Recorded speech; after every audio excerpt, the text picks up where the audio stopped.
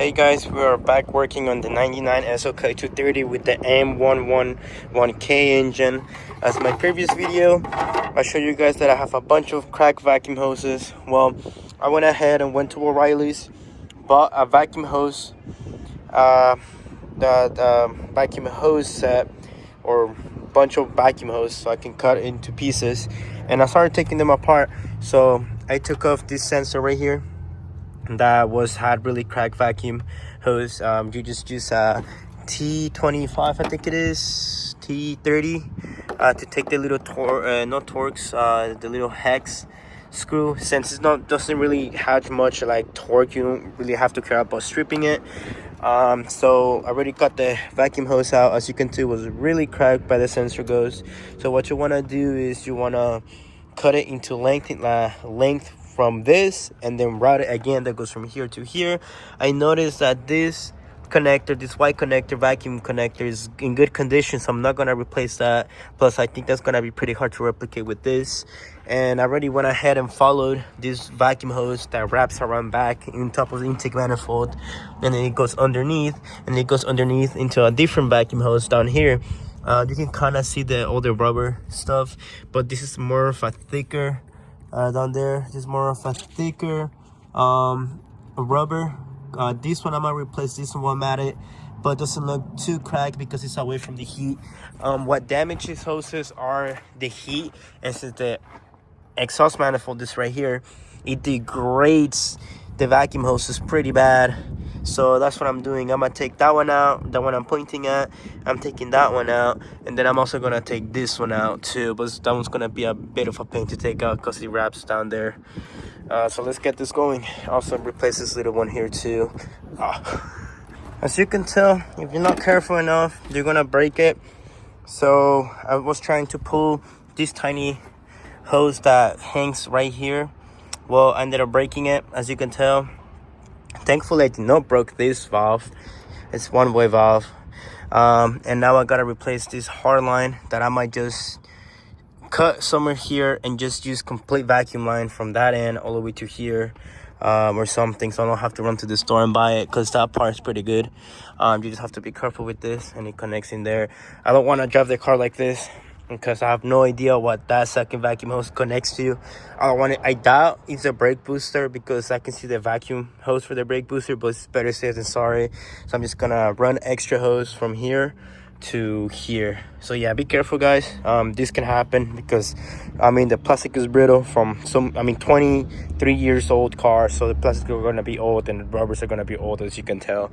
So I got these special pliers right here that I'm gonna be using to reach for that little line, the one I'm pointing, those two, so I can pull them out and replace them. I may not replace that one since it looks like a pain to take out, but while I'm already in here, might as well just do it, because it just wraps up here and then right here, and it connects into here. So I might do that too while we at it, but definitely would like to replace this one that connects in the other side of the sensor right here, and it connects into down there. So I would like to replace that for sure. Well, I want to show you guys how I'm doing replacing the ones on there. So I'm using these very long pliers that are meant for like hoses and stuff, as you can tell, hence why they're curved like that.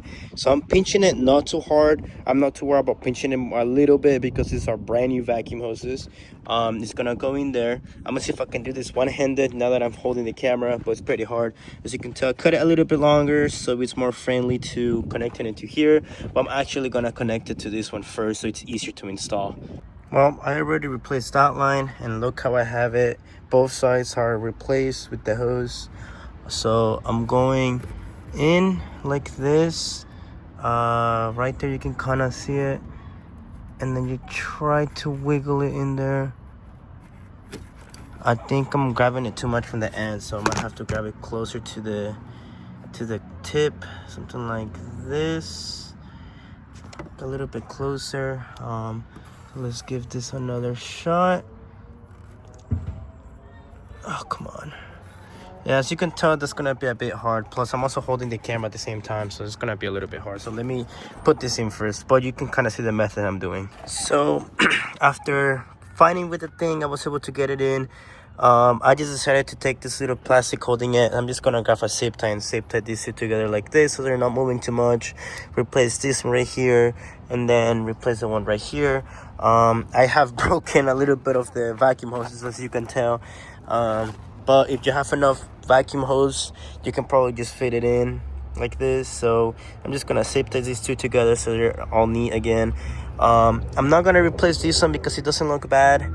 I did replace this one, and then you see the arrow goes that way to the intake side. So I'm gonna put this on here like this, and then maybe I should have gave this a little bit longer so I can connect it to here. There you go.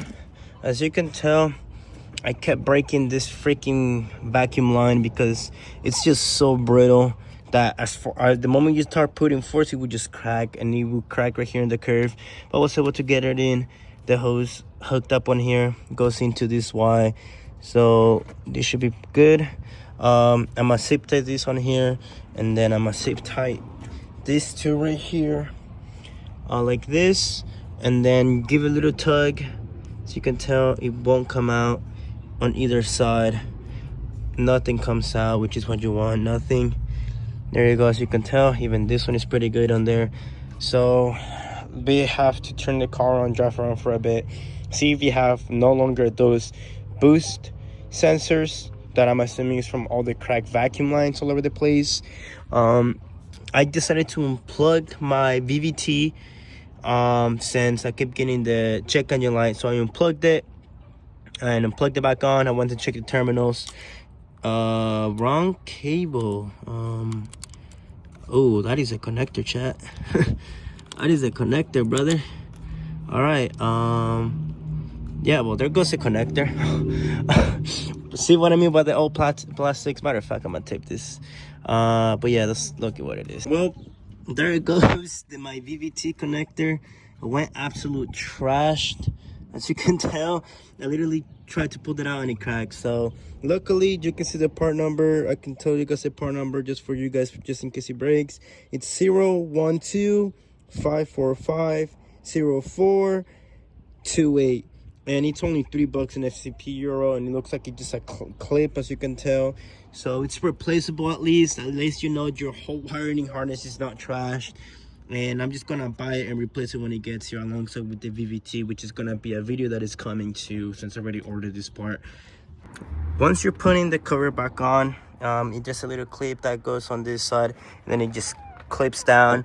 You just want to make sure you're very careful, make sure the vacuum hoses come through this side and you don't crack them, because if you crack them, it's gonna be and it's not gonna be very fun. But stay tuned, since I already ordered my VVT, since it's gonna be replaced, and I guess I'm gonna replace that connector. It just cracked on me, and let's see if those codes go out. GPS connected. So I have to turn on the car. The car was warm because I decided to fix it right after I came back from work, so I cannot do a cold start at the moment. But as you can tell, I erased all the codes with my scanner, so I have no check engine light at the moment. I wouldn't know to tell you if it's running good or not, but I would definitely need to take it for a drive.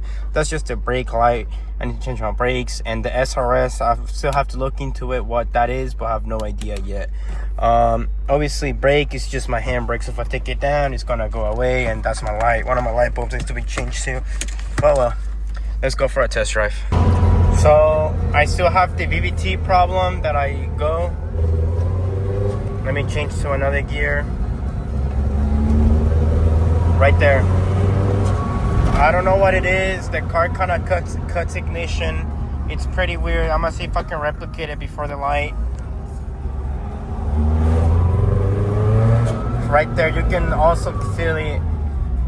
Feel the thing just kick in once it starts bouncing. I'm pretty sure that's my VVT solenoid that is bad, hence why I bought a replacement part.